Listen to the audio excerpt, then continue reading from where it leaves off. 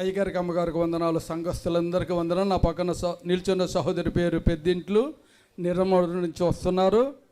ఈమెకైతే కాలు నొప్పి విపరీతంగా ఉండేదంట. నడవలేక పాదాలు వాసిపోయి ఇంకెక్కడికి కూడా రాలేని పరిస్థితి, ఎక్కడికి వెళ్ళలేని పరిస్థితి. అయితే ఈవిడ అనుకున్నారంట, తండ్రి నీ సన్నిధిలో సాక్ష్యం చెప్పుకుంటాను, నా కాళ్ళు ముట్టి స్వస్థపరిచని ఇక్కడ ఇచ్చిన దేవుడు అభిషేకించిన తైలము రోజు రాసుకుంటుండగా కొద్ది రోజులకంట కాలు వాపు పూర్తిగా తగ్గిపోయిందట, పాదాలు వాపు పూర్తిగా తగ్గిపోయిందట. చప్పట్లు కొడదాం.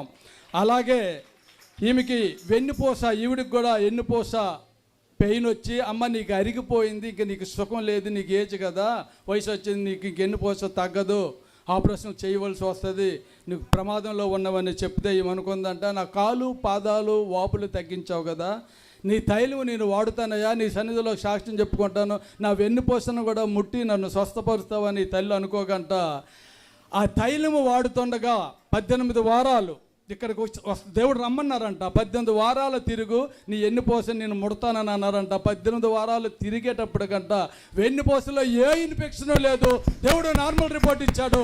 నీకు ఇప్పుడు బాగుందంటదిగా, అందంగా నేను బాగా నడుచుకుంటూ దేవుని సన్నిధికి వచ్చానంటే నాకు ఇప్పుడు కాలు నొప్పి కానీ వెన్నుపూస నొప్పి కానీ ఏదీ లేదని తల్లి సాక్ష్యం చెప్తుంది. ఇచ్చిన సాక్ష్యాన్ని బట్టి దేవుడు దీవించరు.